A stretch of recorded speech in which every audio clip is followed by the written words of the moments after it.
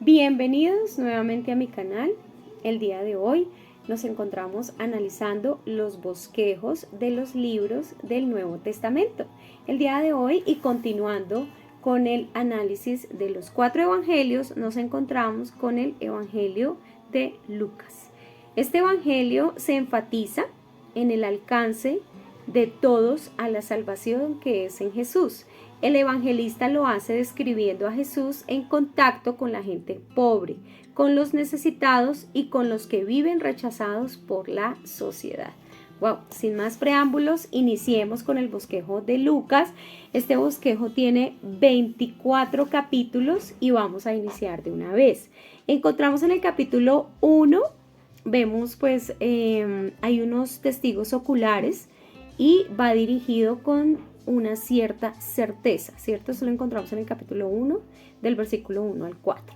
Hay un nacimiento y un crecimiento del Señor Jesús entre el capítulo 1 y 2. Al detalle vemos una preparación para el Señor en el capítulo 1, hay unos anuncios de su nacimiento en el capítulo 1, hay unas canciones proféticas de alegría en el capítulo 1 también. Ahí ya está el nacimiento del Señor Jesús en el capítulo 2. Encontramos que Él es nacido en Belén, anunciado por los ángeles en el capítulo 2, consagrado por Dios y aclamado por los profetas en el capítulo 2. Hay un crecimiento del Señor en el templo durante la Pascua en el capítulo 2. El ministerio del Señor en Galilea lo encontramos entre el capítulo 3 y 9. Hay una preparación en la predicación y bautismo de Juan en el capítulo 3. Encontramos un llamado de Juan al arrepentimiento en el capítulo 3. Encontramos también que Jesús, el Señor Jesús, es bautizado por Juan y ungido por el Espíritu. Esto lo encontramos en el capítulo 3 también. Hay una genealogía de Jesús que la encontramos en el capítulo 3. Hay una tentación de Jesús que la encontramos en el capítulo 4. El ungido proclama buenas nuevas. Esto lo encontramos en el capítulo 4. Encontramos también unas señales del poder salvador en el capítulo 4 al 5. Encontramos una controversia con los fariseos en el capítulo 5 y 6. Encontramos la proclamación del reino en el capítulo 6. Encontramos un prólogo, elección de los apóstoles en el capítulo 6. Hay un sermón de la llanura, bendiciones y demandas en el capítulo 6. Hay unas señales de jubileo en el capítulo 7. Hay una sanación para el siervo de un soldado gentil en el capítulo 7. Hay una resurrección del hijo de una viuda en el capítulo 7. Hay una reafirmación para Juan, las señales del jubileo en el capítulo 7. Encontramos también el perdón y el amor que éste evoca en el capítulo 7. Encontramos una predicación del reino actuando sobre la palabra proclamada en el capítulo 8. Encontramos el poder salvar a los enemigos en el capítulo 8 al 9. Hay un camino a Jerusalén y al sufrimiento. Esto lo encontramos en el capítulo 9. Vemos también que hay una confesión de Cristo y sufrimiento del Hijo del Hombre en el capítulo 9. Encontramos una transfiguración, la de Jesús cumplida en Jerusalén en el capítulo 9. Acá está la definición de la palabra transfiguración. Encontramos también una generación sin fe, un anuncio de sufrimiento en el capítulo 9. Baja debilidad de un niño en el capítulo 9. Encontramos un viaje del Señor a Jerusalén en el capítulo 9 al 19. Comienza el viaje hacia Jerusalén en el capítulo 9 al 13. Hay un rechazo samaritano soportado pacientemente en el capítulo 9. Encontramos los que proclaman el reino en el capítulo 9 al 10. Hay unas enseñanzas sobre el reino en el capítulo 10 al 13. Continúa el viaje a Jerusalén en el capítulo 13 al 17. Hay un rechazo de Israel, una bienvenida a los marginados en el capítulo 13. Hay una dureza de corazón en el banquete de un fariseo el día de reposo. Esto lo encontramos en el capítulo 14. Contando el costo del discipulado, lo encontramos en el capítulo 14 también. Hay unas enseñanzas del reino principalmente en parábolas. Esto lo encontramos en el capítulo 15. Encontramos la enseñanza a los perdidos. En el capítulo 16 hay una estrategia astuta antes de una crisis venidera. Hay un administrador deshonesto. Esta parábola la encontramos en el capítulo 16. Hay una enseñanza sobre la ley y los profetas también en el capítulo 16. Hay una demanda y un deber de la fe perdonadora en el capítulo 17. Continúa el viaje hacia Jerusalén entre el capítulo 17 y 19.